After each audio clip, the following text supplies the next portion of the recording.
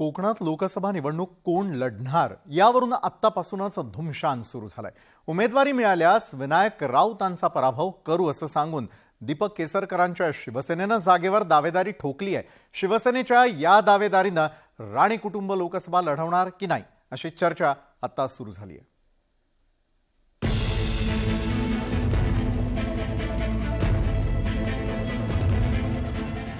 रत्नागिरी सिंधुदुर्ग लोकसभा मतदारसंघावर आता शिवसेनेनंही दावा ठोकलाय। शिक्षण मंत्री आणि शिवसेना नेते दीपक केसरकर यांनीही लोकसभा निवडणूक लढवण्याची इच्छा व्यक्त केली आहे। आगामी लोकसभा निवडणुकीत निलेश राणे किंवा नारायण राणेंविरुद्ध विनायक राऊत असा सामना होण्याची शक्यता आहे। असं असताना दीपक केसरकर यांनी पक्षानं आदेश दिला तर लोकसभा निवडणूक लढण्यास तयार असल्याचं सांगितलंय। लोकसभा निवडणूक लढवेन आणि विनायक राऊतांचा सहज पराभव करीन असंही त्यांनी सांगितलंय।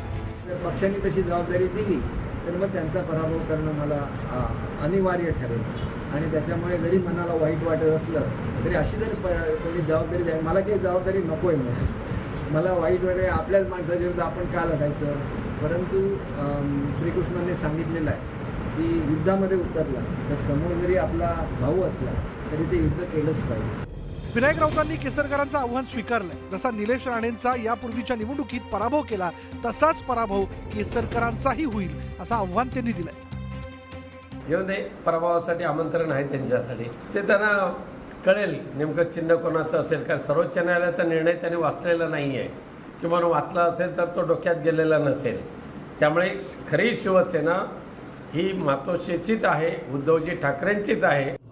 केसरकरांनी राज्यातच लोकसेवा करायची असल्याचं सांगत लोकसभेसाठी इच्छुक नसल्याचं सांगण्याचा प्रयत्न केला। पण केसरकर लोकसभेच्या रिंगणात उतरल्यास निलेश राणे आणि नारायण राणेंच्या दावेदारीचं काय होणार अशी चर्चा कोकणात सुरू झाली आहे। भारत केसरकर, न्यूज 18 लोकमत, सिंधुदुर्ग।